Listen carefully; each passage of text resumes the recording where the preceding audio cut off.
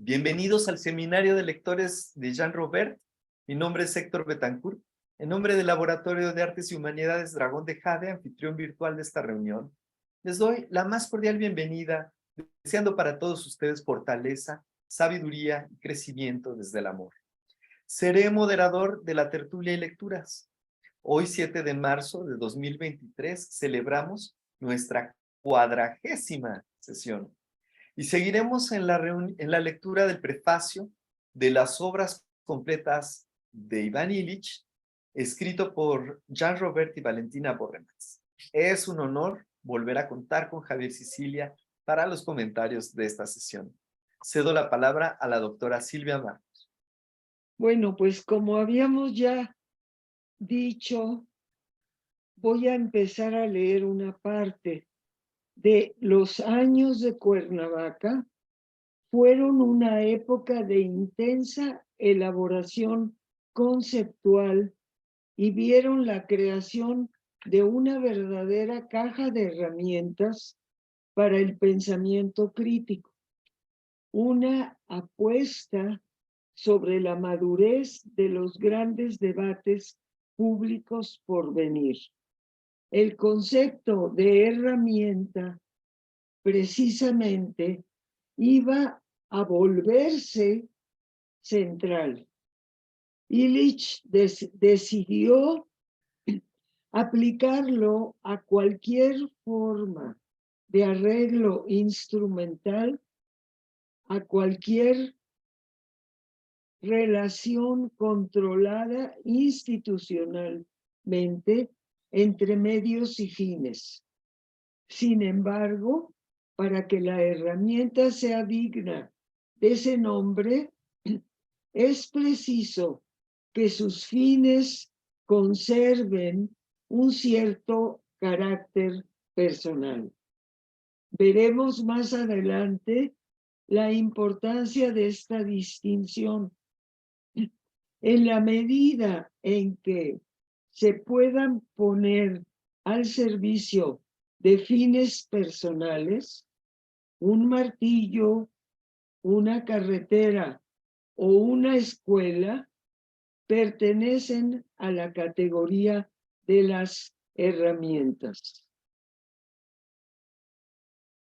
Lo que Illich buscaba hacer era asociar las herramientas y las instituciones modernas a un concepto que juzgaba histórico, el de causa instrumental, que nació en el siglo XII como una excrescencia de la causa eficiente de Aristóteles.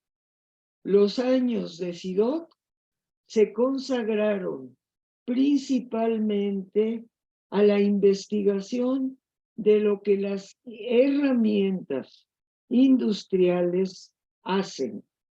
Por ejemplo, la velocidad y sus instrumentos engendran el ritual de las migraciones alternantes y estiran siempre más la distancia entre el trabajo, el mercado, la escuela o el cine.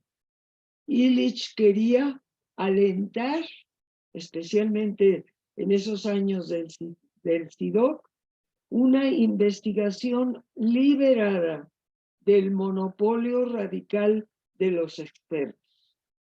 Una investigación hecha por la gente para la que ofrecía nuevos instrumentos analíticos.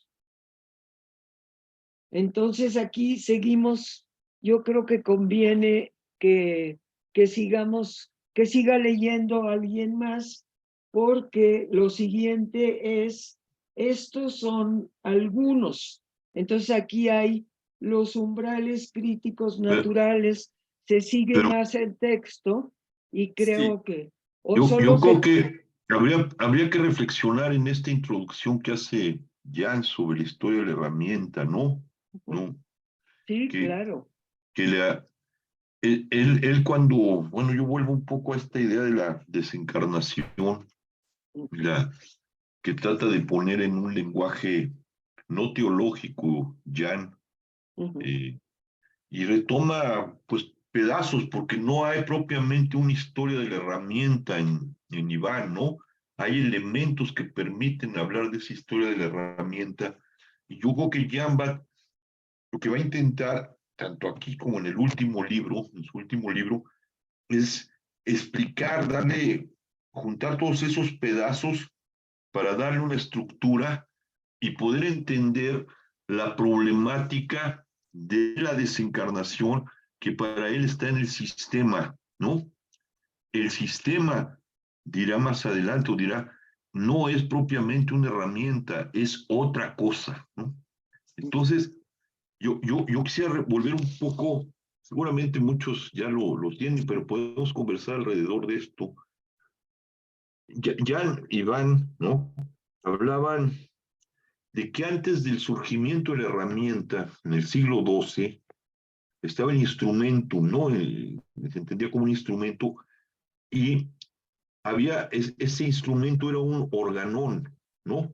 Era la extensión de la mano, se veía como una extensión de la mano y pertenecía pues a ciertos gremios, ¿no? Es decir, la espada pertenecía a una extensión de la mano de los caballeros, ¿no? El mazo, de las asociaciones ¿cómo se llama? De los herreros, ¿no? Es decir, era una extensión de la mano y tenía ciertos fines, pero pertenecía a quien manejaba esa cosa bien, ¿no? A quien podía realmente usar ese instrumento como podía usar su mano. Iván sitúa, y ya lo va a precisar muy bien, un cambio en la mentalidad de la herramienta, cuando va a surgir la herramienta, ¿no? Que dice que es hacia finales del XII, bueno, o en el siglo XII, donde aparece por vez primera una caja de herramientas donde no hay un organón, sino una cosa que pues se le atribuyen a un monje presbiterius que la dibuja como si fuera una cosa que está allí y a la cual cualquiera podría acceder, y tenía fines específicos, ¿no? Es decir, el martillo sirve para clavar, etcétera. No, hay una cosa que después nos va a precisar más ya, la distalidad, ¿no? A la herramienta la puedo dejar, la puedo usar, tiene fines bien específicos, y y esa es su objetividad. Hay herramientas complejas también, ¿no? Es decir, el industrialismo, lo que se va a elaborar con el paso del tiempo, que va a adquirir una fuerza muy grande con la revolución industrial, será la herramienta compleja, ¿no? Pero tendrá todavía elementos que tienen fines específicos. Ya, sin embargo, aquí habla de una cosa interesante, la puedes bajar, Jesús, o subir, donde leyó hoy Silvia. El concepto, ajá, ¿dónde está? Ajá. Para que la herramienta sea digna de ese nombre, es preciso que sus fines conserven un cierto carácter personal. En la medida en que se pueden poner al servicio de fines personales, un martillo, una carretera o una escuela pertenecen a la categoría de las herramientas. ¿Qué entendemos por esto? Es una categoría interesante la que está diciendo, digo, en relación de lo que yo estoy enmarcando.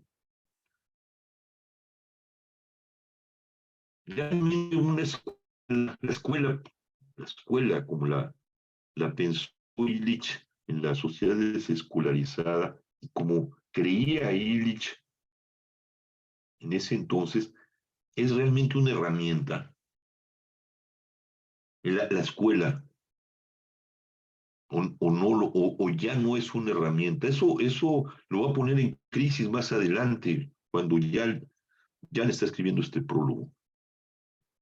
Él creía que era una herramienta, o sea que la escuela era una herramienta, que la medicina era una herramienta para la salud, ¿no? Tenía fines específicos, ¿no? La aplicación Y ahí entra su concepto de la contraproductividad que ya maneja muy bien y lo va a hacer con el transporte, lo va a demostrar con el transporte, pasando ciertos umbrales, los objetos, el objetivo de esa herramienta se vuelve contraproducente, se vuelve contraproductivo, ¿no? Es decir, cuando pasa ciertos umbrales, como diría Jan, la escuela te apendeja, ¿no? La medicina te enferma, la energía te paraliza, pero todavía está dentro del contexto de una herramienta y hacía ese tipo de cosas, ¿no? ¿Qué hace la herramienta? Era el tema del SIDOC. ¿Qué hacen las herramientas? Y aquí pone uno de sus temas fundamentales de Jan para explicarlo. La herramienta, en el caso de la velocidad, rompe los umbrales, ¿no? de las distancias y genera una problemática contraproductiva. Pero yo pregunto, ¿si es una herramienta la escuela?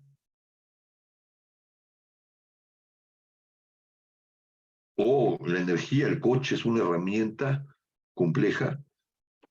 ¿O la medicina es una herramienta compleja?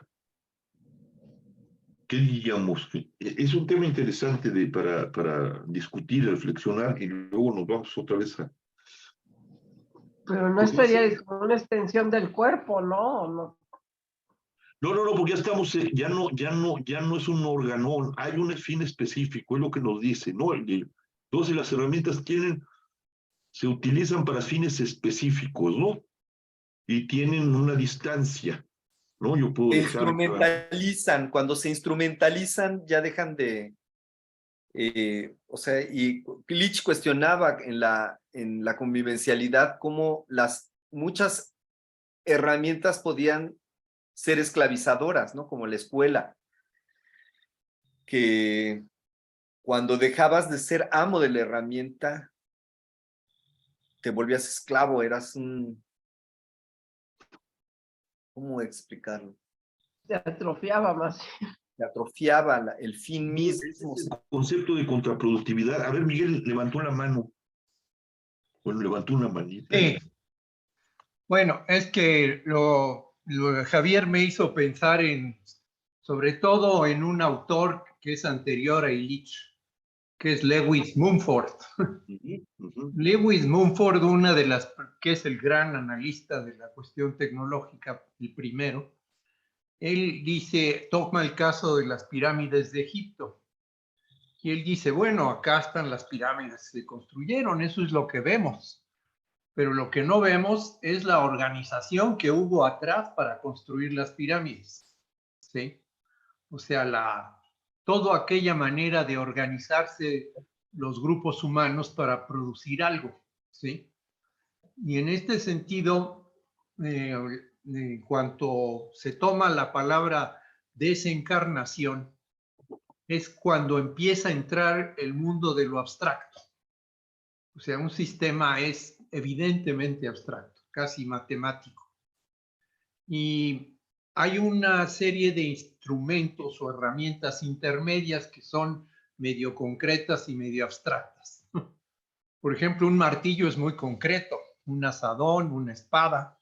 Esa es una herramienta, como lo dice Jean, con una distalidad que yo la tomo, la uso o la abandono. Pero hay cosas que no puede uno abandonar, que además son más complejas. Ya en el siglo famoso que menciona Illich, en el siglo XIII más o menos, suceden varias cosas que convierten en muy revolucionario ese siglo, ¿no? Se inventa, por ejemplo, el contrato, que es un instrumento, pero ya es muy abstracto, ¿sí?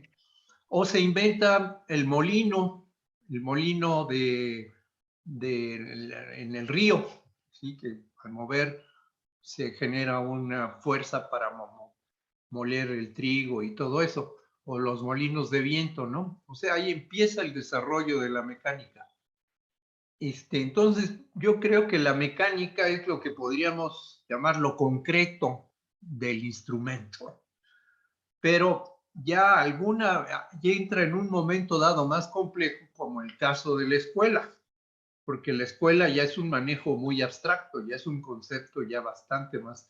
Claro, nos imaginamos lo concreto porque ya sabemos cómo funciona una escuela, ¿no? Pero ¿qué hubo atrás de ella para crearla? Y sobre todo hay una frase muy clásica de este francés, de las cosas, ¿cómo se llama? Foucault. Michel Foucault dice que la modernidad inventó 3 cosas para procesar personas, meterlas y cambiarlas. Una, la escuela; otra, el taller o la industria, que es donde se encierra la gente para producir algo; y 3, la cárcel. Dice que las 3 comparten algo en común, que son genuinamente producto de la modernidad. O sea, la escuela está considerada por Illich y por muchos de sus seguidores como una fábrica de mentalidades. O sea, se meten por un lado niños que supuestamente son ignorantes, tontos, y del otro lado, al salir de la escuela, ya salieron todos con una mentalidad más o menos uniforme. Se volvieron o buenos cristianos, se volvieron buenos ciudadanos o se volvieron buenos empresarios. Pero eso es lo que fabrican las escuelas, ¿no? Entonces, sí es algo parecido a un instrumento, pero es más abstracto. Y el sistema moderno, ya como una computadora, ya está perfecto, totalmente abstracto, porque como lo señala Jean Robert, ya no hay lo que llama él ventanas para ver fuera del sistema. Estamos totalmente hundidos por el sistema y el sistema nos maneja, ¿sí? Es lo que le llamaban el error de Iván Illich, que se mencionaba en un libro de Jean Robert, que un estudiante le gritó: lo que Iván Illich no sabe es que en el momento que alguien toma una computadora, se vuelve parte del sistema. Es un poco, él se da cuenta que en realidad la escuela no es una herramienta, es un sistema, Sí, claro. ¿no? Te encierra, no hay digitalidad, no hay fines, porque las escuelas puedes seguir, o sea, es la currícula que siempre ¿no? Lo describió la vez pasada que tuvimos aquí cuando le está describiendo qué es la escuela, en una carta que cita Jan, ¿no? Una supuesta carta en donde Illich le trata de describir a Hugo de San Víctor, siglo XII, cómo es una escuela, ¿no? Y habla de la repetición del ritual, ¿no? Él también lo que antes de llamarlo sistema, decía que era un monopolio radical. Nadie puede escapar de la escuela. O sea, es un poco fuera de la escuela no hay fuera de la iglesia no hay salvación. Un poco cuando estábamos hablando del alma mater, del pecho materno, fuera de la SEP, fuera del alma mater de la universidad y de sus currículas, no hay ciudadanía, no hay salvación, no entras es decir, no se puede imaginar, no podemos imaginar, con excepciones, otra forma de la educación que no sea la que nos han enseñado. En ese sentido, es un monopolio radical, no hay una alternativa. O pasas por la SEP, o pasas por la currícula, y pasas por todo el ritual, o no tienes título, no puedes ejercer, a menos que seas Yasmín, evidentemente Yasmín Esquivel, pero en realidad no puedes, no tienes la mayoría en ese sentido es un monopolio, pero también es un sistema, pero también se podría pensar que es un subsistema, porque para que la escuela funcione necesita de otro sistema, necesita del sistema de transportes, cuando entra esta lógica de la velocidad, ¿no? Y ese transporte está vinculado a un montón de subsistemas, las carreteras, los coches, las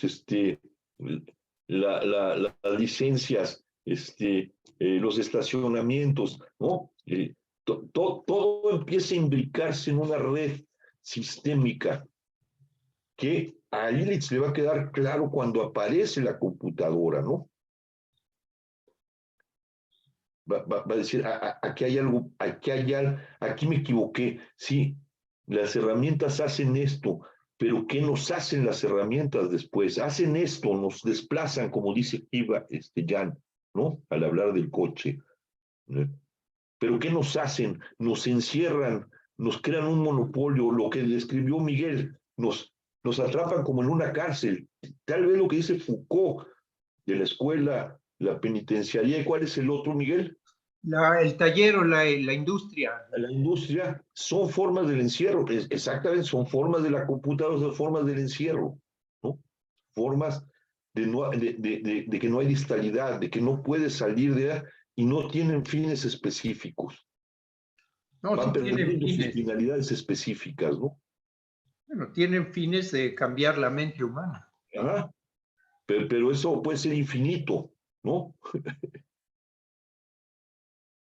No tiene un límite. No sé qué digan los demás.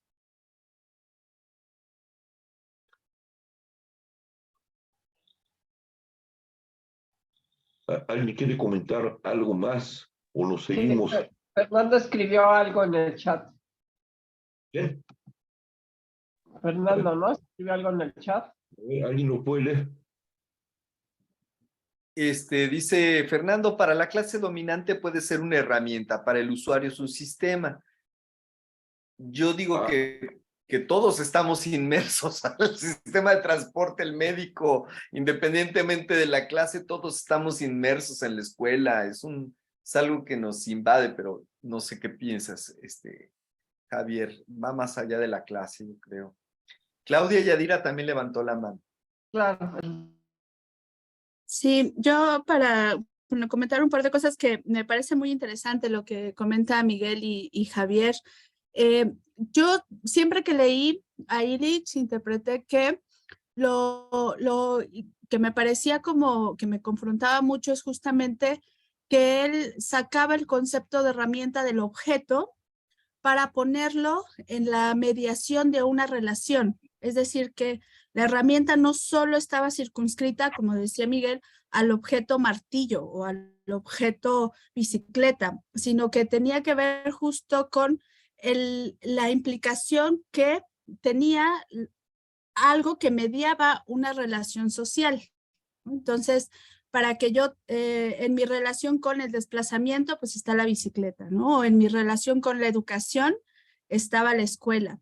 Entonces, esta parte de la herramienta como una forma de relacionarnos me parecía muy interesante, y yo que he trabajado mucho el tema del sistema financiero y del dinero, también lo veía un poco como por esa parte, porque finalmente el dinero es una relación social, pero también puede ser una herramienta. Y ahorita que escuchaba a Javier Sicilia hablar del monopolio radical, también pensaba justo en el dinero como un monopolio radical. Es decir, si no tienes dinero, no eres parte de este sistema. Estás totalmente excluido, ¿no? Es otra forma de monopolio radical y de exclusión.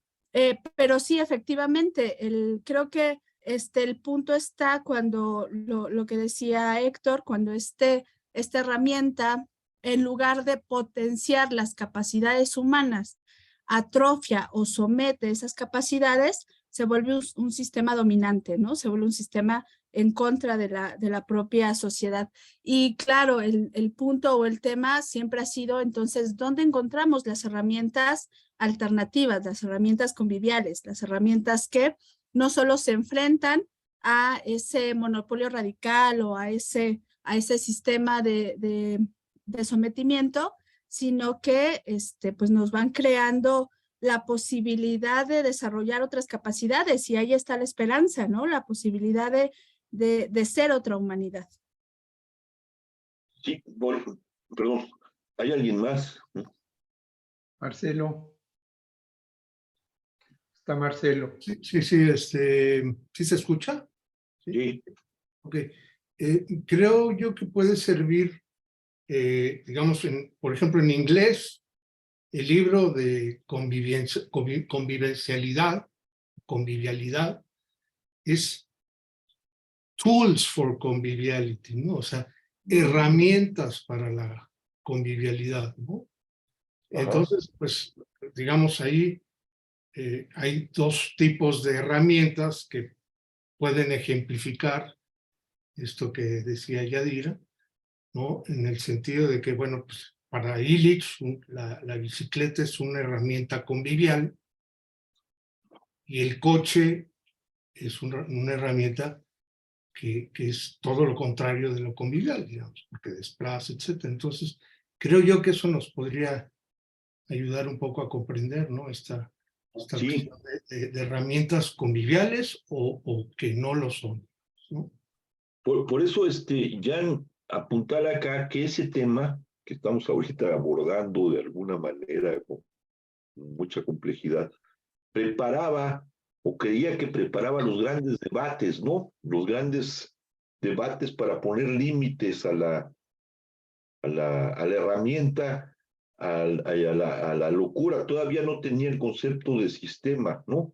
Pero él creía y ellos creían que todavía se podía poner un límite. Por eso dice, los años de Cuernavaca fueron una época de intensa elaboración conceptual y vieron la creación de una verdadera caja de herramientas para el pensamiento crítico, una apuesta sobre la madurez de los grandes debates públicos por venir.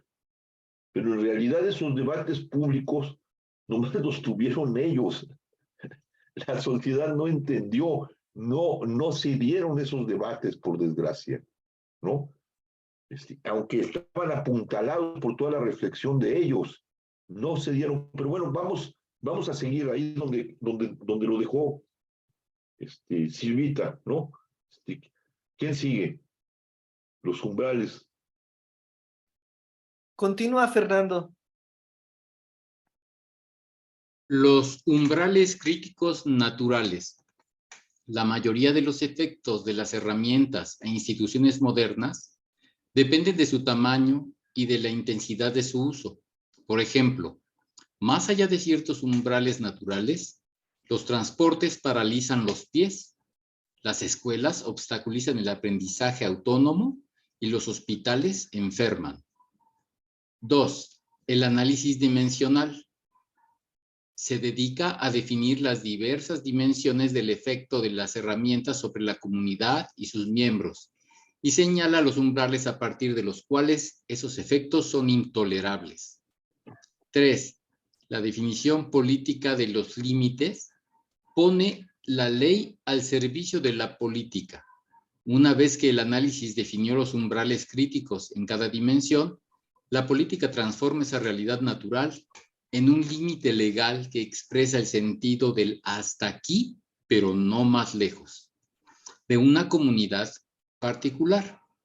Una sociedad que limitara el poder de las herramientas abajo de los umbrales en que aquellas empiezan inevitablemente a usurpar las facultades autónomas de la gente, debería llamarse convivencial. En dicha sociedad, la mayoría de las leyes serían proscriptivas más que prescriptivas. Adelante, ¿no? Está definiendo los límites de la herramienta para que pueda volverse convivencial. Esos son los grandes debates para definir los límites. Por eso dicen, y esto tiene que entrar dentro del ámbito político, ¿no? Y estas eran las propuestas y era la reflexión que para ellos preparaba los grandes debates, ¿no? Que podían ponerle un límite a la sociedad y a la lógica del progreso y del desarrollo. ¿Quién sigue leyendo? Bueno, un seminario de Iván Illich era un asimiento mutuo del orador y de los oyentes. Pícaro calificaba esta relación de intercurse y rechazaba el término comunicación, tan aburrido, hasta repugnante, decía él, como sexualidad. Lo que decía ese hombre con un placer manifiesto invitaba a verdaderas respuestas gesticulatorias. Sus exposiciones estaban puntuadas de risas, exclamaciones de sorpresa y a veces de interpelaciones coléricas. La crisis existencial que su reflexión tenía la reputación de provocar era las más de las veces desencadenada por una ocurrencia. Algunos oyentes manifestaban un terror súbito. Para ellos, Illich había sido fácil de seguir paso a paso, pero al volverse repentinamente, veían la distancia que los separaba de su punto de partida. Una suma de pequeños desplazamientos de la mirada creaba un abismo entre las certezas pasadas y la abertura desconocida frente a sus ojos. Illich sentía frecuentemente esos momentos, y más de un oyente desamparado contó cómo repentinamente lo había mirado al pronunciar la frase humorística decisiva. Illich tenía una manera muy suya de hablar de pronto ad hominem, en medio de una exposición teórica. Tenía el valor de permitir a la contradicción manifestarse sin ambajes. De ello resultaban expresiones con frecuencia ruidosas de divergencia, aullidos de la voz. No temía la confrontación y en su momento el conflicto abierto, particularmente con los creadores de confusiones de alto nivel, tenía una filosofía jurisprudencial muy precisa, según la cual la tarea principal de la ley es crear y mantener procedimientos de resolución de conflictos accesibles a cada uno. Quizás, inspirado por esta filosofía, practicaba la controversia como la forma cívica de la confrontación entre puntos de vista opuestos. En cambio, rechazaba la polémica.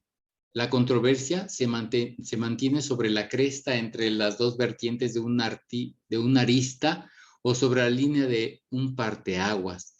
A él le gustaba esa expresión y da al oponente la dignidad de un interlocutor. La polémica, por el contrario, es una guerra para destruir a un adversario o imponerle el silencio. En tanto puede hacerse, leer a Illich debería ser como escucharlo, tomar sus ideas mediante el cuerpo, refutarlas si es preciso, protestar contra sus despropósitos lingüísticos, reír o enojarse. La encarnación de la palabra es gestual. Mostrar, invitar a ver cómo él lo hacía es un acto que provoca respuestas motrices. Como lo expone en sus ensayos sobre la óptica en tanto exis del mirar, la mirada es una forma de acción. El acto de leer a Illich podría dar cabida a una reflexión sobre la mirada, un poco como leer el Corán o el Talmud. Es una actividad que no debería practicarse enteramente, supongo. Que no debería practicarse enteramente en la soledad. Un acto que solo adquirirá carne en una reflexión común. Leer a Illich supone una mesa, pan, queso y vino. Es una acción eminentemente comensal. En 1976, después de una fiesta memorable, el SIDOC cerró sus puertas. Para Illich, una larga errancia comenzó. Se volvió un filósofo itinerante. Gracias, Fernando. Hasta ahí. Javier, ¿quieres comentar algo ahí? Sí, está, bueno, enmarcando muy bien el temperamento de Illich en relación con su forma de discutir, de expresar, de exponer y de generar conocimiento, y retoma de alguna manera algo importante, que es lo que ya había dicho al hablar del alfabeto y del libro, ¿no? Es decir, de esto que habíamos hablado la primera sesión que tuvimos sobre el prefacio. Cuando dice de alguna manera que la primera tecnología, ¿no? La primera técnica, la primera desencarnación es el alfabeto, ¿no? La escritura, y entonces él vuelve a retomar cómo Illich retoma este momento anterior, su forma de la enseñanza, aunque proviene de lo libresco, nunca va a rechazar su condición de libresco, parece que introduce y rescata ese elemento anterior al libro, ¿no? Donde la palabra, la lectura era con los oídos y a través de la voz oral, ¿no?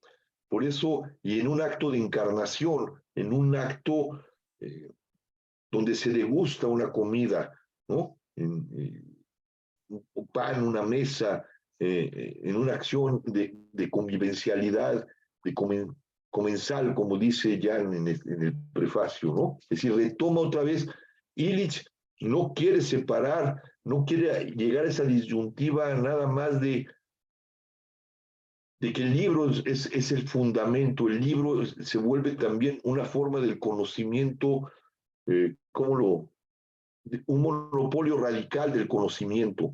Y dice también hay otra forma del conocimiento que el monopolio radical del libro olvidó. ¿Qué es esto? Es la gestualidad, y es el Corán, es la lectura oral, es la lectura en común, la lectura encarnada, la lectura que pertenece todavía, hay que leer entre líneas aquí, allá, al mundo de las palabras saladas, ¿no? Mezcladas evidentemente con lo que trajo el libro, que es la reflexión intelectual. Yo diría nada más eso, y volvería, en 1976, después de una fiesta memorable, el SIDOC cerró sus puertas. Para Illich una larga errancia comenzó, se volvió un filósofo itinerante. Y se dio cuenta, es lo que me decía Jan, y no lo dudo, de que allí en esa época ya no había posibilidades de dar una vuelta hacia la herramienta convivencial, que el mundo se había desencadenado hacia la lógica que después va a analizar y ahorita nos va a meter ya en ese orden de cosas, de esa historicidad que va a ser parte del Illich tardío, como lo llamará después Jan, ¿no? Es decir, y en ese momento del cierre de SIDOC, no lo cierra porque se enojó con la iglesia, porque la iglesia lo perseguía, lo cierra porque se da cuenta que el SIDOC ya dio de sí frente a esos grandes debates, que esos grandes debates no se dieron nunca y que el mundo, que no entendió esta relación de proporciones de las que estaba hablando Illich y su gente, ya había quedado abandonada y la humanidad caminaba hacia la idea del desarrollo y hacia la idea que después vamos a entender muy claramente y con la cual Jan murió mirándola con espanto, y yo creo que también Illich, que es la era del sistema, ¿no? Por eso lo cierra y se recoge para pensar con los que puede pensar y para encarnar con los que puede encarnar algo, ¿no?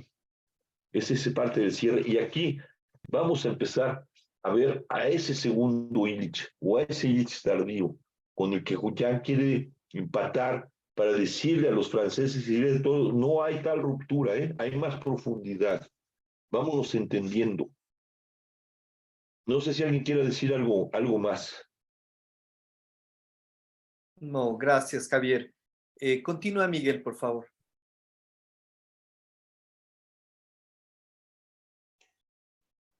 El primer informe de sus nuevas exploraciones se intitulaba El género vernáculo. Para escribirlo, Illich leyó centenares de estudios económicos, sociológicos, antropológicos e históricos sobre la percepción distinta que hay entre las mujeres y los hombres, y viceversa, en diferentes sitios y periodos. Había también meditado de manera nueva sobre Ocotepec, el pueblo mexicano en donde Valentina Borremans le había asegurado un refugio al lado de una biblioteca de obras escogidas.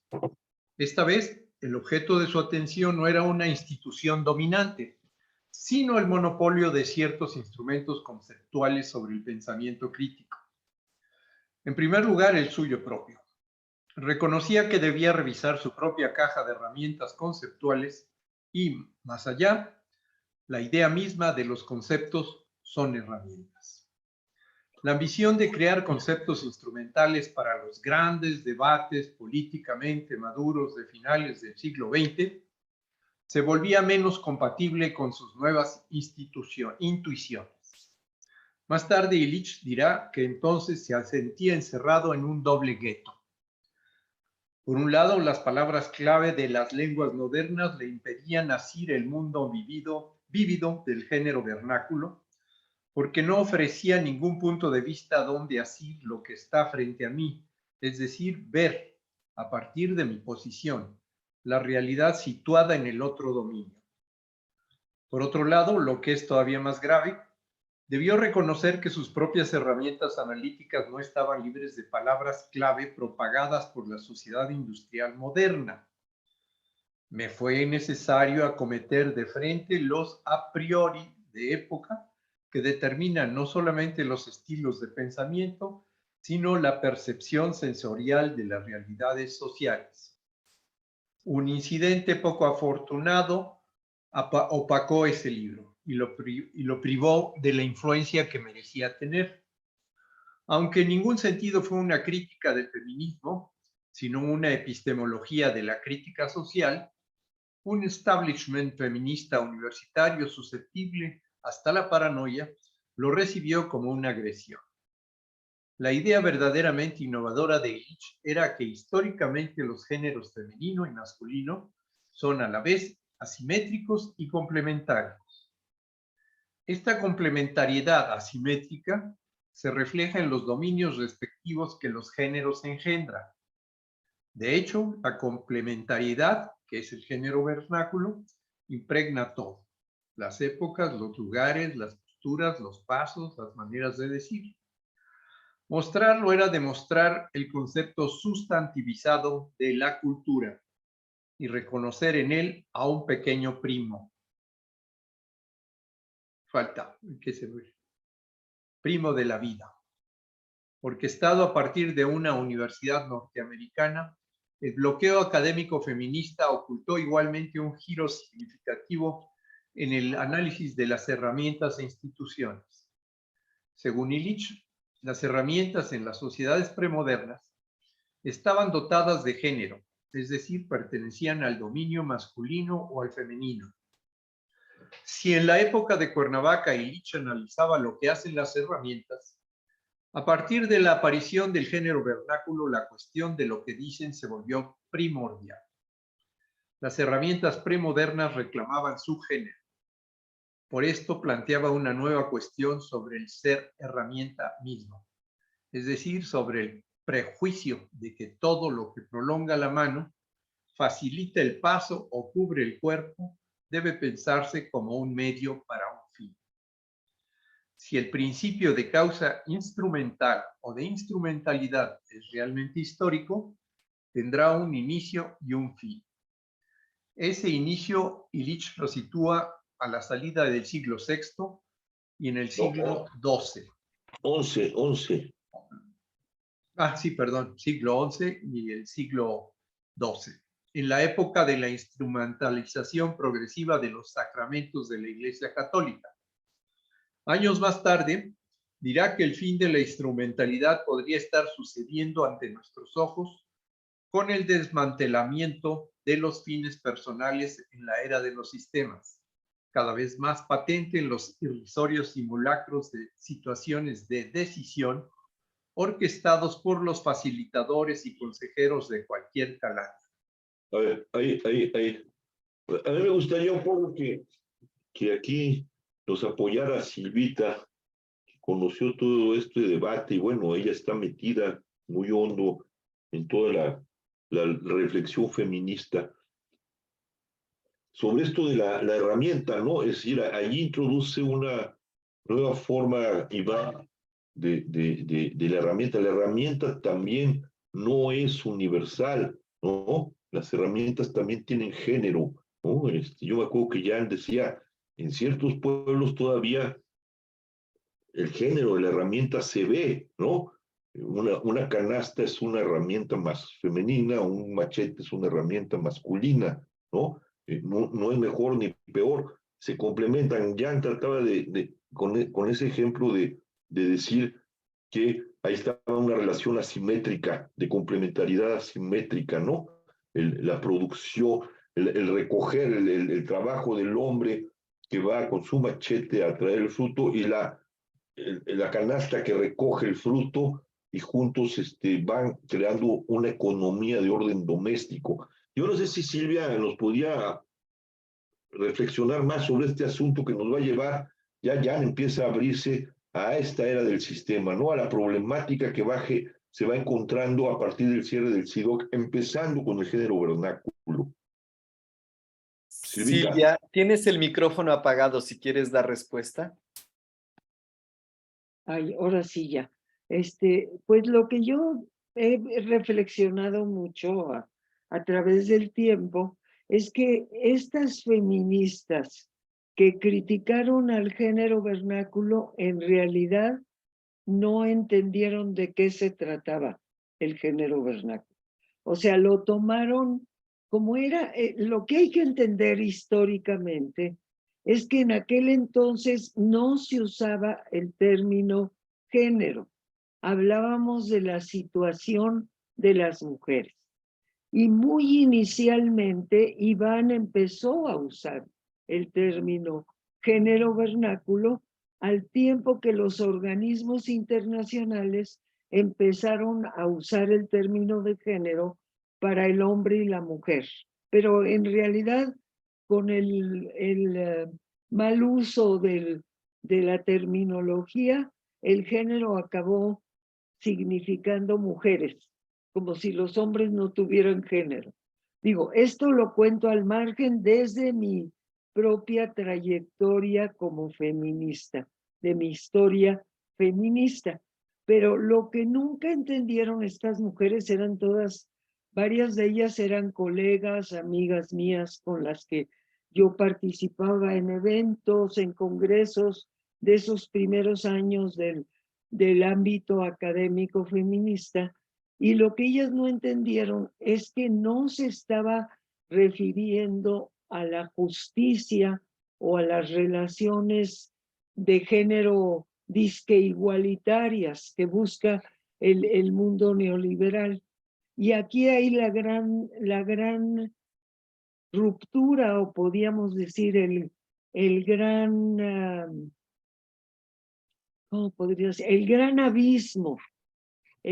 abismo entre lo que decía, cómo usaba el pensamiento feminista de aquellos años, el término género, y lo que Iván pretendía con el género vernáculo.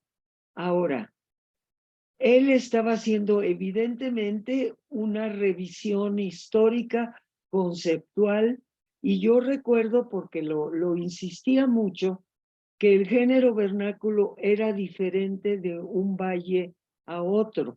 ¿Qué quiere decir eso? Que la canasta en un valle es instrumento feminista, de mujer, femenino, y en otro valle es el instrumento del hombre.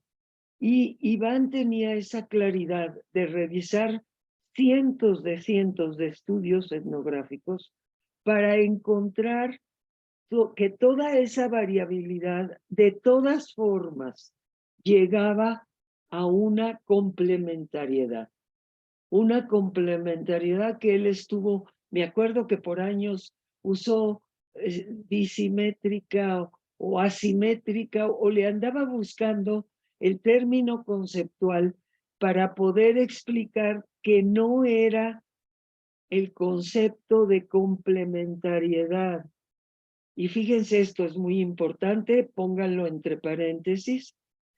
En la historia de la Iglesia Católica, el uso que ha tenido el término de complementariedad en los documentos papales ha sido el uso que criticamos las feministas siempre, pero que no tenía nada que ver con la compleja significación de complementariedad disimétrica que emerge del género vernáculo.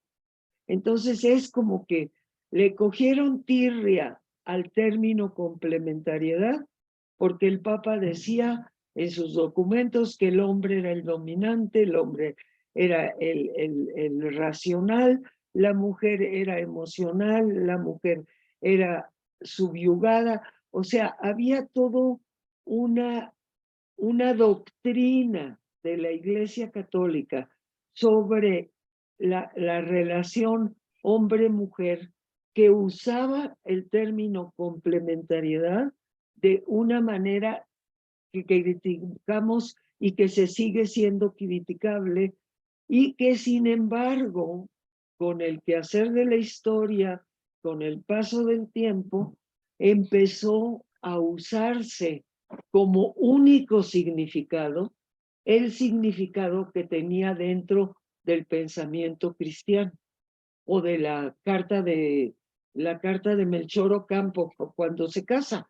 El casamiento en México, el casamiento civil usaba esa carta de Melchor Ocampo que estaba calcada de un documento cristiano católico. Entonces, hubo esos entrecruces nefastos que impidieron que las feministas de aquel entonces, que eran todas antropólogas, entendieran el verdadero significado de lo que proponía Iván Illich con el género vernáculo. Ahora, yo puedo decir, ahorita, después de todos estos años, que yo siempre lo entendí porque yo estaba dedicada a estudiar las relaciones en los pueblos indígenas.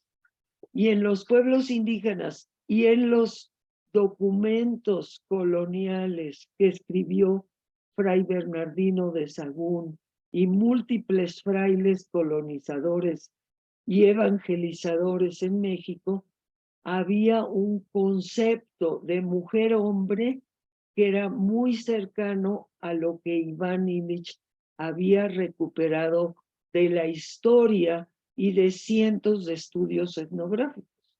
Y que además para mí como feminista en el tiempo contemporáneo, queriendo recuperar la validez o el valor de los pueblos y sus costumbres y las costumbres de género entre los zapatistas, para comenzar con los primeros que yo pensaría, esas relaciones eran relaciones de género vernáculo que se habían deteriorado con el tiempo. Iván Illich también tuvo la sofisticación de pensamiento de ponerle ¿cómo le podremos decir? Un matiz al género vernáculo. No solo el género vernáculo era diferente de un valle a otro, sino que el género vernáculo era una complementariedad disimétrica, que no quiere decir que son idénticos los dos, ¿verdad? Sino que además el género vernáculo era la manera de construir la colectividad en muchos de los pueblos hoy en México y en América Latina y en pueblos en la India y en pueblos en Corea. Yo he andado por todo el mundo, entonces yo recuerdo haber encontrado esta especie de fusión, distinción entre lo femenino y lo masculino, sin que se organice jerárquicamente. Estas pobrecitas feministas, que eran grandes teóricas antropólogas de aquellos años, que eran pioneras de un feminismo antropológico, no se les ocurrió, es lo que es curioso, cómo tenían muy restringida la mente para ver que ese género vernáculo de Iván Illich estaba implicando una forma de colectividad, no una forma hombre-mujer. Pero claro, estas mujeres, ¿de dónde emergieron? Emergieron de la Academia del Pensamiento Occidental, emergieron de la Academia de la Filosofía cartesiana, de los binarios opuestos, de los binarios que están organizados jerárquicamente. Entonces, esta horizontalidad del género vernáculo a estas mujeres no la podían ni siquiera concebir, porque estaban ancladas, y todavía muchas feministas hoy en día están ancladas ahí, en estas raíces filosóficas cartesianas de las categorías mutuamente excluyentes, categoría que o se es hombre o se es mujer, y no se puede ser los dos al mismo tiempo.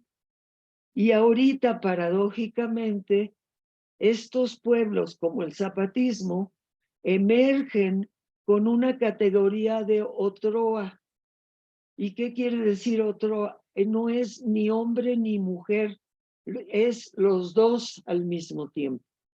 Y esto es producto de un género vernáculo.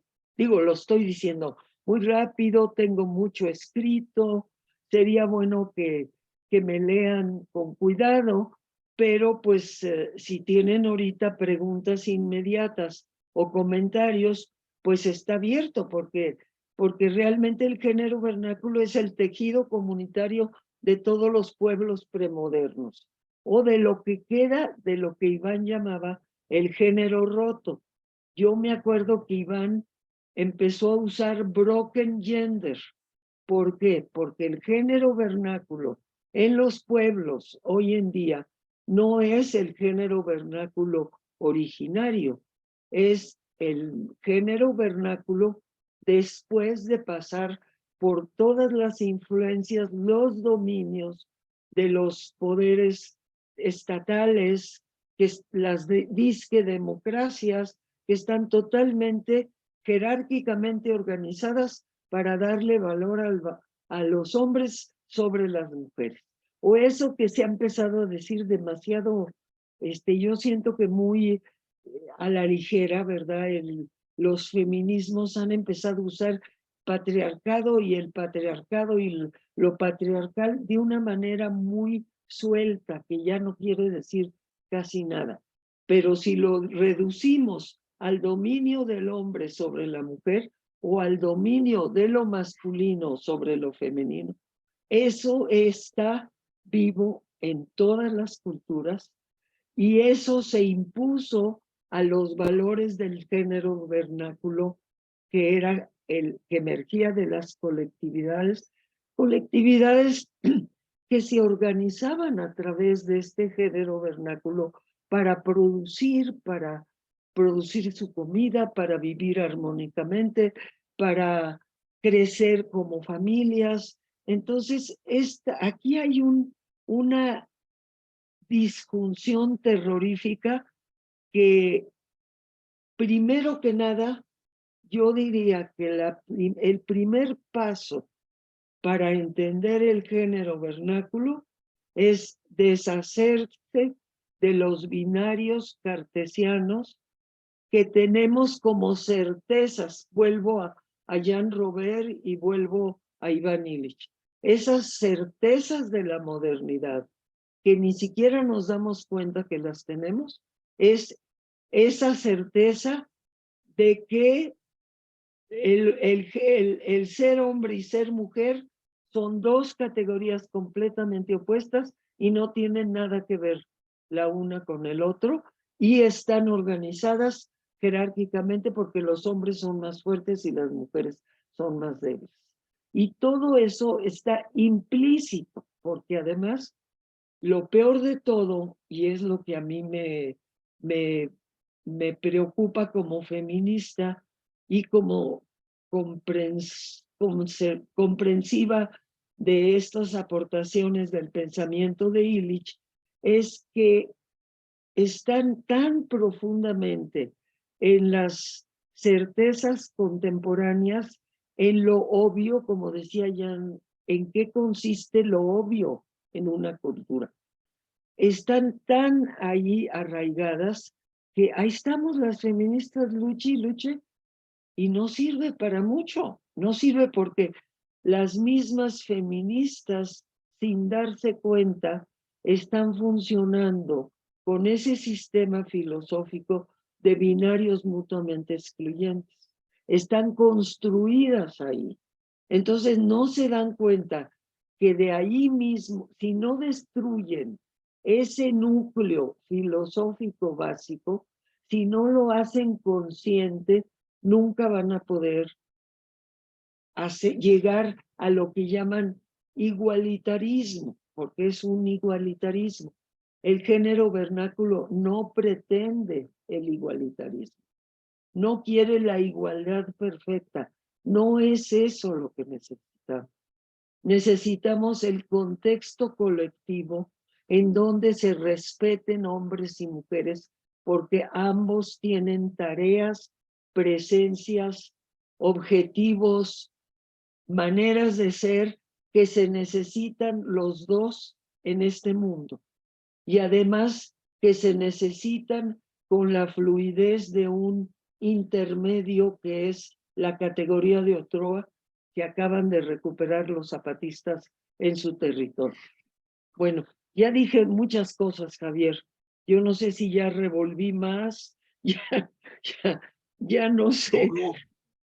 No, yo creo que está muy claro, o sea, y tiene que ver, digo, es una ampliación de muchos de elementos que están aquí en este párrafo, ¿no? Del desplazamiento, de los usos de la sociedad, ya se más profundamente enterados que sus telares. Has dado pues una clase sobre esos usos, ¿no? Y sobre lo que significa el género. Yo no sé si hay preguntas de los demás o aportaciones a partir de la reflexión de Silvia en relación con la instrumentalidad de la que nos está hablando Jan en relación con el género vernáculo, ¿no?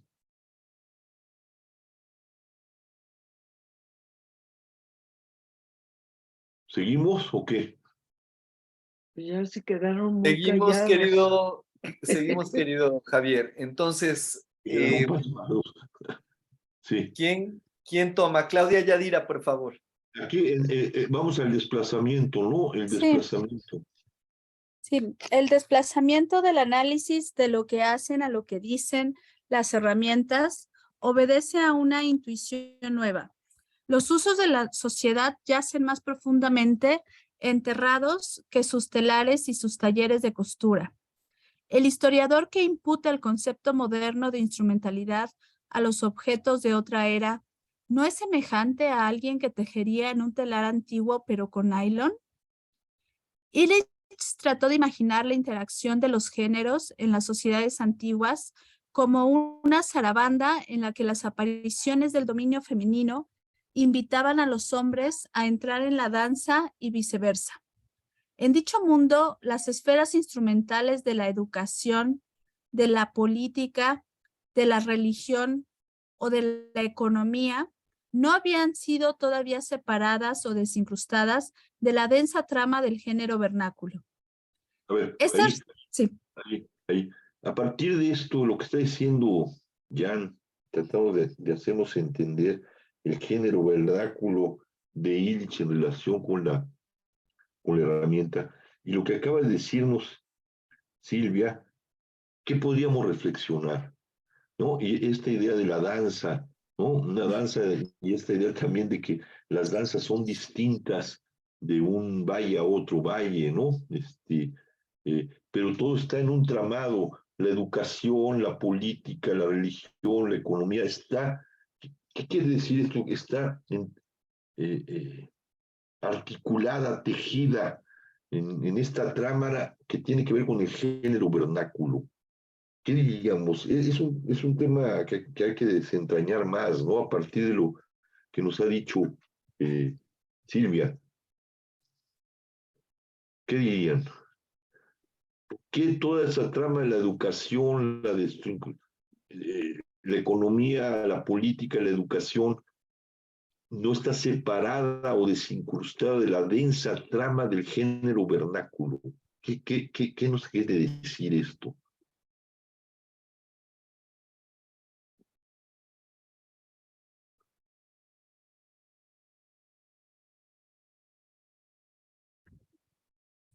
¿Nadie?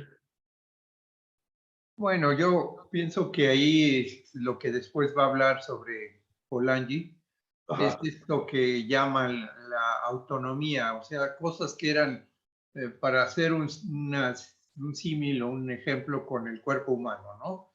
Es como si el hígado funcionara muy bien solo aparte y el corazón y cada órgano del ser humano jalaran autónomos solos, ¿no?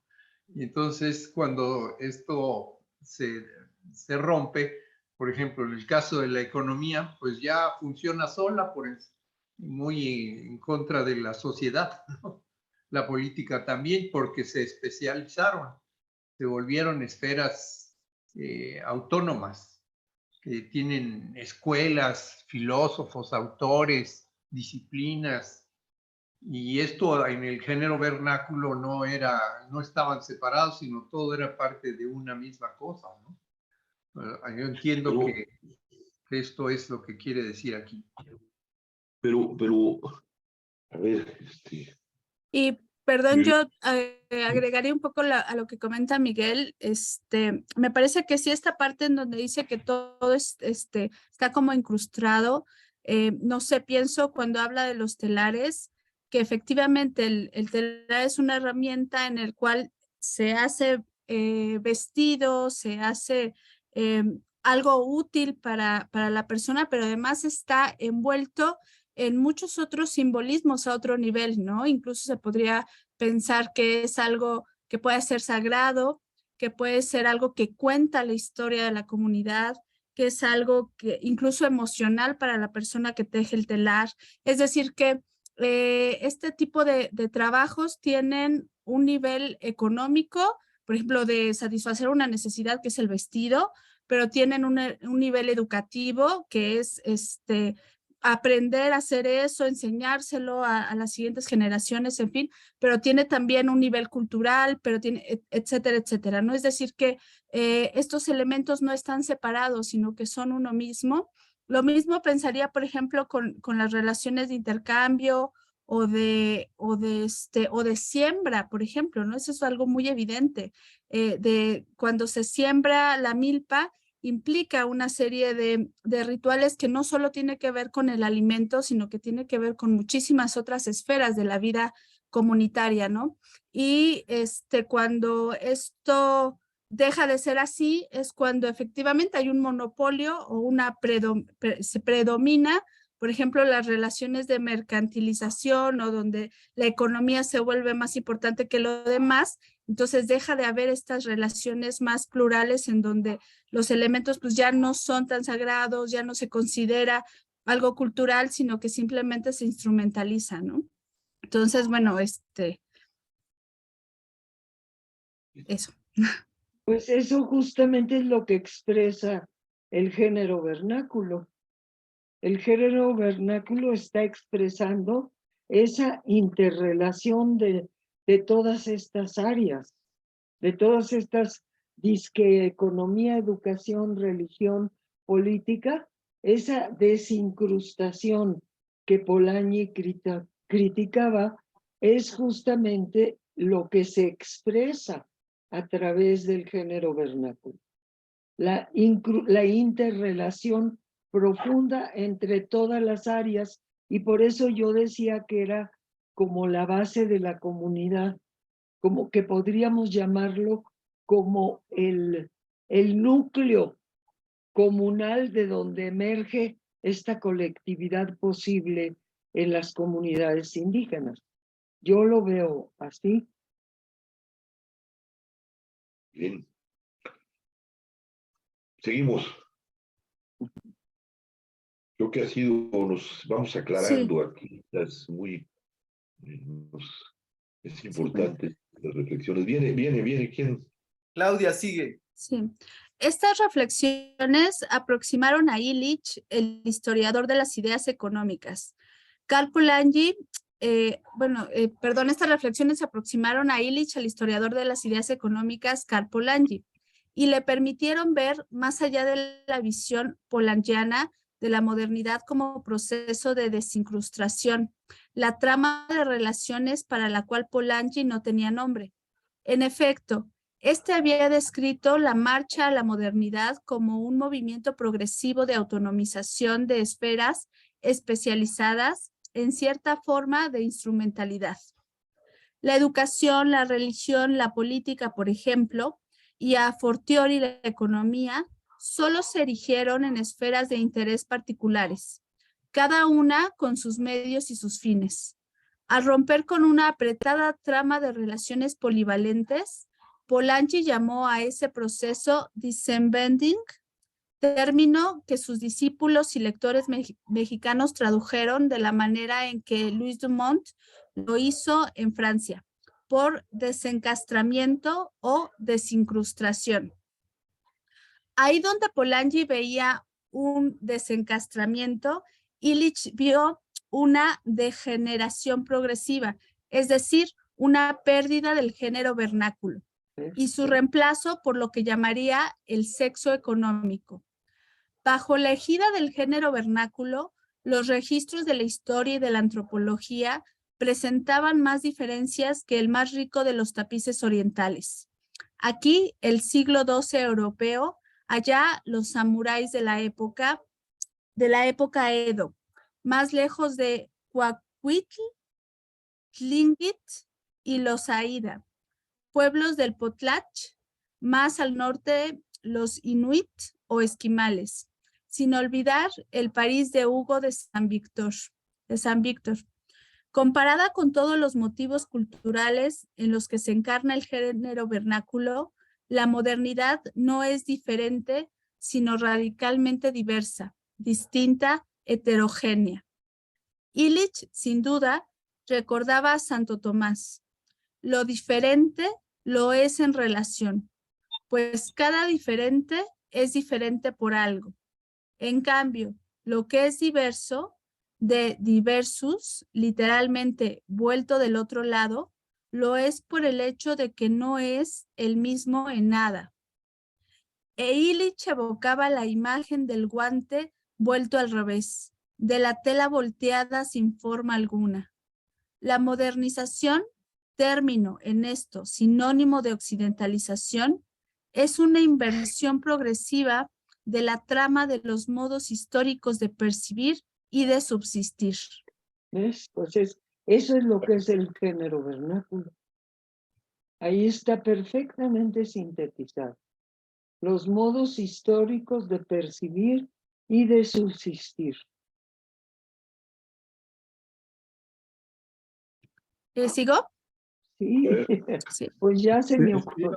Esa idea del guante, ¿cómo la Oye, llamaba? Silvia, Eh, ¿puedo hacer una pregunta? Es que, digamos, a mí parece muy fascinante toda esta cuestión del género, pero lo que yo no sé es si estas feministas lo que le reprochaban a Illich es que como que si probablemente estuviera justificando o legitimando al patriarcado. Es decir, la palabra misma patriarcado no aparece en todo esto que hemos estado hablando, pero supongo que es decir, como es anterior al capitalismo, el patriarcado, como yo entiendo que muchas feministas, pues, digamos, contestan al patriarcado, ¿no? Como una categoría ya muy vieja, ¿no? Que viene de tiempos inmemoriales. No sé si esta discusión que hubo con estas feministas tuviera algo que ver con eso. Y además, digo, al ser antropólogas, supongo que estaban también en contacto con culturas probablemente vernáculas en este sentido de Illich, pero en fin, no sé ni dónde puedo yo, si quisiera ver en qué consistió esa polémica, hacerme de ese material, pues, o sea, de los artículos que escribieron en contra de esta obra de Illich. Sí, pues Sí. están en una publicación de un journal, yo te lo puedo conseguir, pero definitivamente era esta referencia que yo considero ahistórica a un patriarcado que según cierto feminismo ha existido 4000 años. Por favor, ese es el absurdo mayor que puede uno afirmar históricamente. O sea, tú puedes hablar de sociedades de dominio masculino, pero decir que existía tal cual el patriarcado, todo lo que implica como un fenómeno de organización humana, por decirlo, todo lo que implica, no puede haber transitado 4000 o 4500 años de historia sin alterarse y sin adaptarse y sin modificarse. Y entonces ya no estamos hablando del patriarcado, estamos hablando de los patriarcados, de miles de patriarcados. Entonces yo siento que aquí es donde hay una especie de desencuentro entre Y lo digo porque pues yo también ahí participo con gente que habla del patriarcado, con feministas, porque no me voy a poner a darles una clase, ¿verdad? Entonces ellas están criticando la situación vivida y que creen que fue igual que hace 4000 años. No fue igual, no puede ser. Entonces, y no puede ser en todas partes del mundo igual, por favor. Y ha habido grandes teóricas que han cuestionado esto, que han encontrado otras etapas. Hay grandes cuestionadoras de este simplismo, pero sin embargo yo lo puedo decir como activista. Como activista tú necesitas tener un objetivo irreemplazable, incuestionable. Entonces, es lo que se ha vuelto ese término del patriarcado. Es lo que usan ahora todas las feministas de todo, hasta muchos grupos de mujeres indígenas, hasta ellas recurren a usar ese término. ¿Por qué? Porque es una bandera de lucha, pero no es lo que Iván y Jan estaban analizando. Iván y Jan estaban analizando el transcurso histórico de todas estas formas y sobre todo reconocer en la modernidad este sexo económico que es en lo que se transformó el género vernáculo. Y el sexo económico es lo que las feministas de hoy llaman patriarcado. Pero si revisamos el concepto de sexo económico, como lo analiza Jean Robert en sus artículos sobre el género vernáculo, o como lo analizó Iván Illich en su tiempo, pues vamos a ver que el sexo económico en realidad es la exacta explicación o descripción de lo que las feministas estamos llamando patriarcado hoy. ¿Por qué? Porque el contexto de la modernidad le da ese espacio particular de sexo económico o de forma de sexo económico de explotación de las mujeres, está incrustado en la modernidad occidental contemporánea y no se pueden separar. Y eso es lo que estamos llamando patriarcado y es lo que estamos criticando las feministas. Pero muchas, digo, no todas las feministas son pensadoras ni filósofas. Entonces, somos principalmente activistas. Entonces, pescas un término, sirve para unificar las luchas, sirve para que seamos más mujeres, para que irrumpamos 70,000 mujeres en el sur en Argentina y en Chile. Se juntaron 70,000 mujeres luchando y marcharon hasta el norte de Argentina. Pues sí, hasta esto, ¿cómo logra uno esa cohesión activista masiva? Tiene uno que usar unos términos simples, sencillos, históricos. No son fundamentalmente producto de la historia. Son creación de la modernidad tardía en la que vivimos.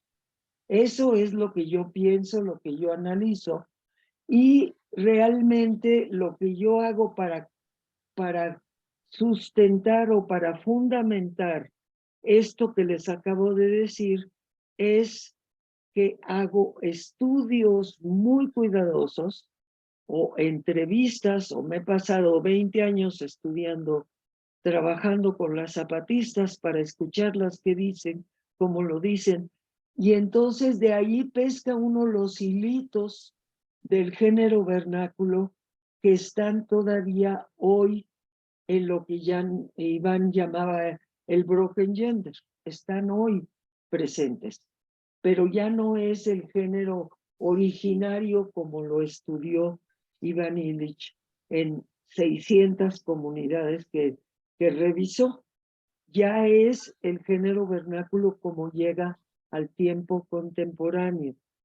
Ahora, para mí lo fascinante es que el zapatismo ha empezado a reconstruir esa forma de género vernáculo originario en su proyecto político de justicia social hoy en día.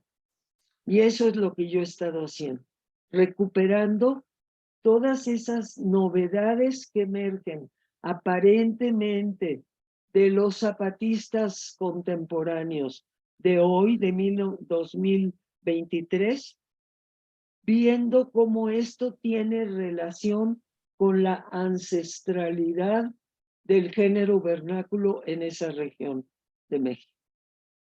Entonces, un poquito hay que entender que esa patriarcalización, ese uso abusivo del término, proviene más bien del activismo feminista para lograr unir todas las luchas, para que todas estén interconectadas. Y pues como feministas ya tenemos un papel bastante fuerte en el mundo de los movimientos, ¿eh? Ya el feminismo ya hizo presencia mundial.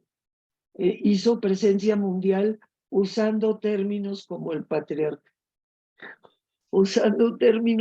patriarcado, que históricamente Pero no se creo sostienen. que sí se refieren a realidades.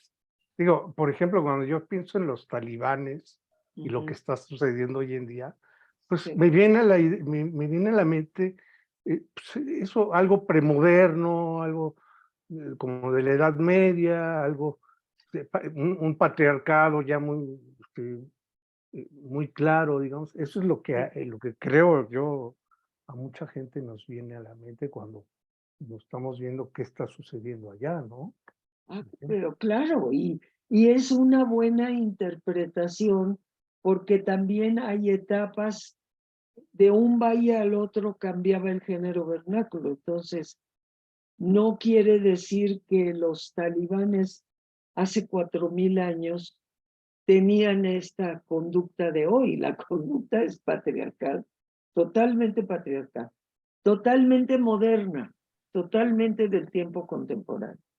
No tiene que ver con la ancestralidad del género vernáculo. Entonces, eso requiere estudio de la civilización. Hay unas mujeres muy brillantes que han hecho esos estudios y que han recuperado de hace 3,000 años, de hace 4,000 años, lugares en el mundo, en aquellos años, en que había, que luego lo llaman también matriarcado y tampoco es. Pero bueno, había un poder femenino en esas sociedades que a los contemporáneos patriarcas les parece que es un matriarcado, pero el matriarcado también es una institución social que tiene su reglamento interno y que tampoco no porque haya mujeres también sacerdotisas o haya mujeres también en puestos de poder o reinas o princesas como aquí en la zona maya o en la zona de la Mixteca en los códices. Pues había reinas, pues claro, había princesas, pero eso no quiere decir que era matriarcado. Eso para mí es una forma de género vernáculo. ¿Por qué? Porque sí había princesas, pero había príncipes también. Había reinas, pero había reyes también. O sea, había toda una particularidad de interacción entre lo femenino y lo masculino que no dominaba uno al otro, que no sustituía uno al otro, que no sobajaba uno al otro, que es lo que es el sexo económico, como lo define Iván, para el tiempo contemporáneo. Ese es el sexo económico, el patriarcado. Lo que se usa terminológicamente, activistamente dentro del feminismo, es ese término muy usado y abusado. Eso es lo que es el patriarcado, un término abusado, un término que en realidad está, si leen a Ivan Illich, si leen el sexo económico, cómo se expresa, van a ver que es el patriarcado, es lo que las mujeres criticamos. Entonces, pues ahí léanle más. Gracias, Silvia. Catherine también quiere preguntar o compartir algo. Muchas gracias. Bueno, sí, lo que yo quería asociar un poquito es esta idea de, ya que se habla mucho del sexo económico, de lo que entendemos ahora entre competencia y complementariedad. Ya se ha hablado algunas cosas sobre la complementariedad. Entonces, hoy en día las generaciones actuales estamos siendo criadas económicamente bajo la concepción de la competencia. Tenemos que competir, ser mejor, ganarle al otro, pisar al otro, ir sobre el otro. Pero la complementariedad que se opone a esta idea es también una idea económica, ¿no? Y además es en el sentido más de la reproducción, ¿no? Pero no de la reproducción solamente él, ella y producir otro ser, sino de la reproducción en todos los sentidos, ¿no?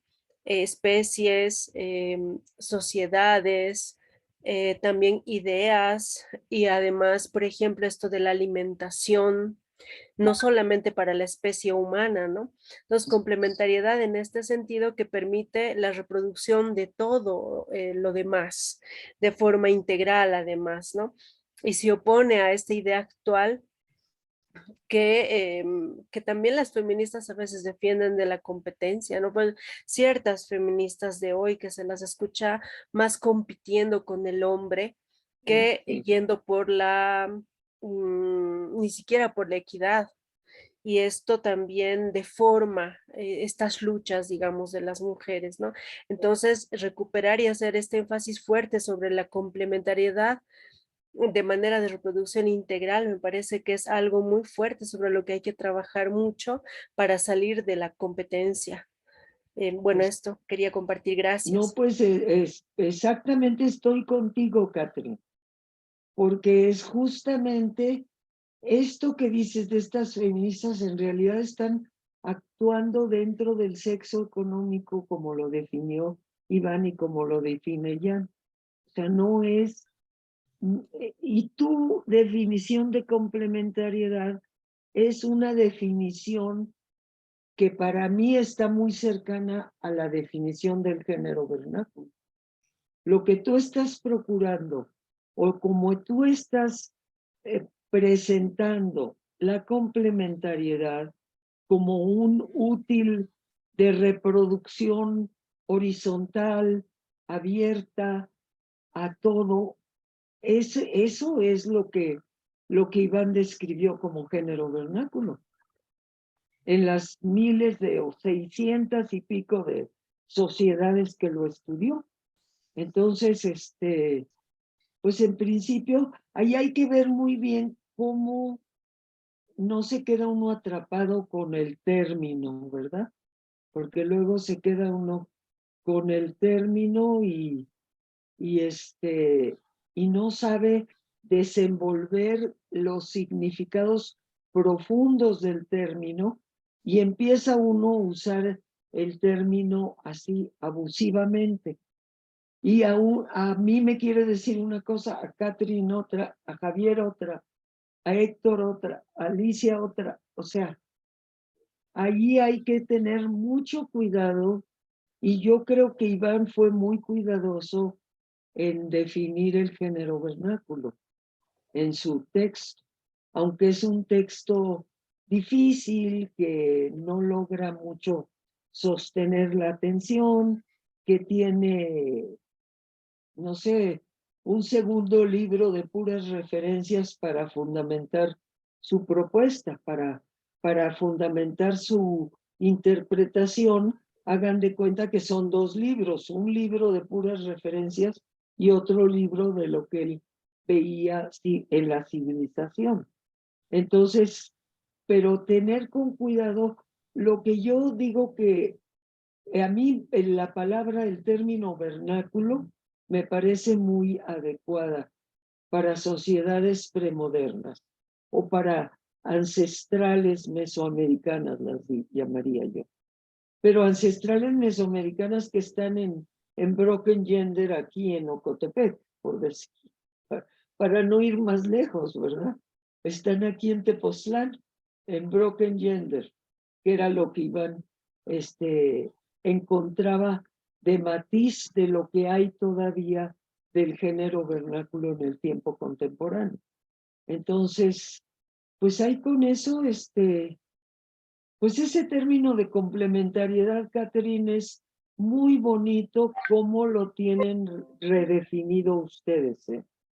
Está redefinido muy al margen de lo que la Iglesia Católica o los documentos papales insistían en proponer para la relación hombre-mujer. Qué bueno que lo retomen y lo resignifiquen. Javiercito. Gracias, Silvia. También Alicia creo que había levantado la mano. Pues nada más para recalcar que Iván y Jan hacían un estudio histórico, como han dicho, y tienen razón en todo lo que han dicho, pero yo recuerdo mucho que Jan decía, es que la mujer tenía un lugar antes de que se generara la revolución industrial y la mujer dejara de existir totalmente, porque pues dejando sus hogares, el hogar, imaginemos una inglesa en su hogar, pues mandaba y decía, y el hombre afuera, y el hombre no tomaba el lugar de la mujer, incluso peleándose con el vecino, decía la esposa es la que iba, ¿no? Y después con el sexo económico, la mujer dejó de existir, por eso es la lucha, ¿no? Pero hay que, obviamente, iba sobre lo que está mencionando, la complementariedad, que se perdió con la idea del sexo económico. Y es un estudio, pues digo, maravilloso el que hace Iván y Jan sobre ese trabajo. Es todo, gracias. Yo creo que ya le paramos aquí toda esta larga reflexión importante. Y yo nomás introduciría algo para poder más precisar más la idea del sexo económico. La idea del sexo económico y de lo que ha dicho del patriarcado moderno, Silvia, tiene que ver con el industrialismo, ¿no? Es decir, la complementariedad asimétrica o disimétrica tenía que ver con una economía doméstica, ¿no? Una economía de límites. Cuando llega el industrialismo, cuando llega la revolución industrial, lo que la mujer y el hombre hacían juntos, ¿no? Cada uno en su ámbito, sacan al hombre, lo desincrustan, digamos, de ese ámbito, lo meten en la fábrica y por lo que producía con su mujer, digamos, lo estoy diciendo muy rápidamente, se le paga un salario. Y ese salario crea un dominio sobre el ámbito femenino. ¿Sí me explico? Sí. El ámbito femenino se vuelve un lugar sin sitio dentro de la economía. Justamente en ese periodo, la ilustración, que viene el desarrollo también industrial, va a aparecer en los enciclopedistas una cosa que no tenía nada que ver con el género, nada. A la mujer definida como el sexo bello, como la compañera del hombre. ¿Sí? Y realmente la casa, que era el ámbito donde se procesaban los alimentos, donde se hacían muchas cosas en complementariedad con lo que hacía el hombre, se volvió un sitio vacío.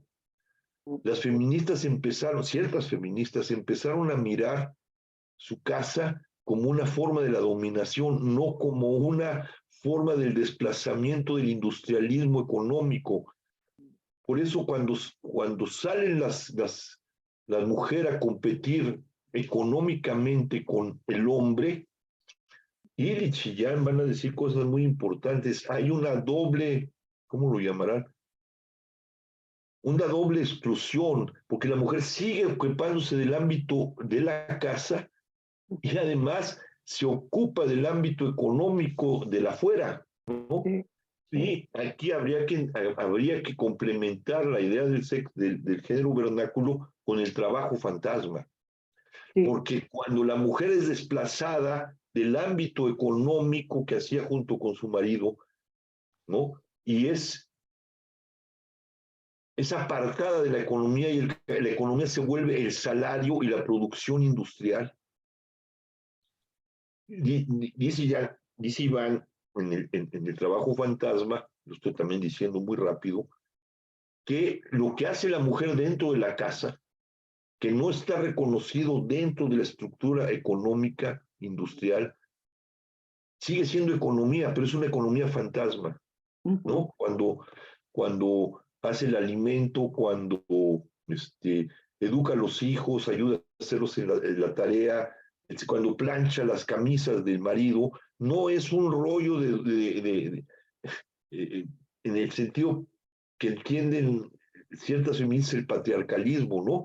Es simplemente, diría Illich, ya un trabajo fantasma, sin el cual el industrialismo y el capitalismo no funcionarían.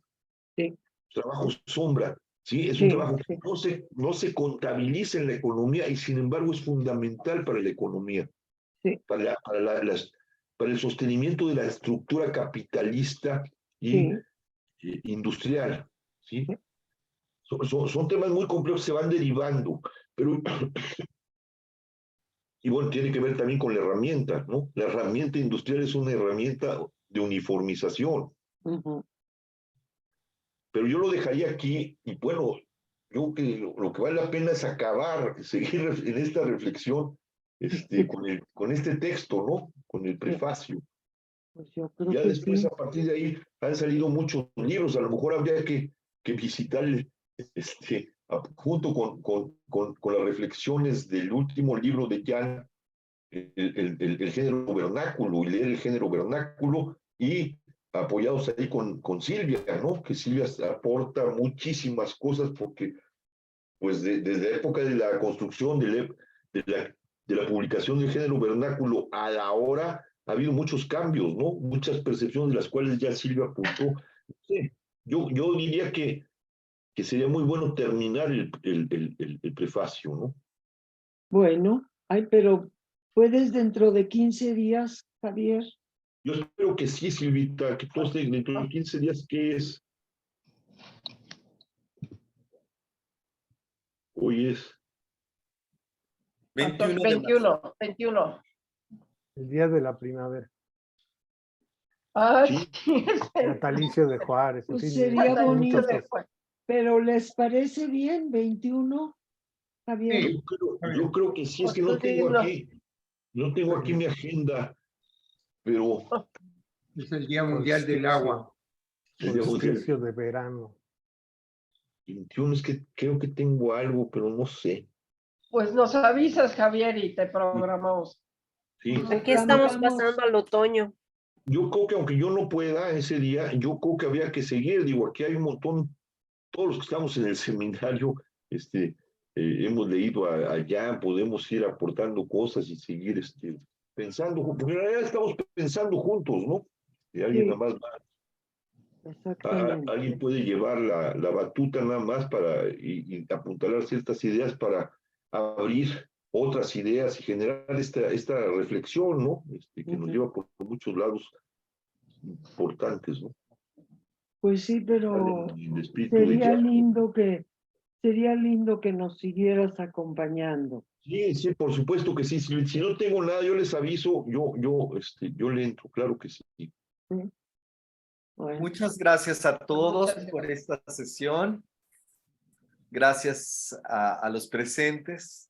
Jorgito, qué Gracias. gusto. Aunque no Gracias me vean, al- aquí estoy, Sí. Gracias a Dragón de todos. Jade, gracias. Buenas noches. Hasta luego. Buenas Nos noches. vemos, Jorge.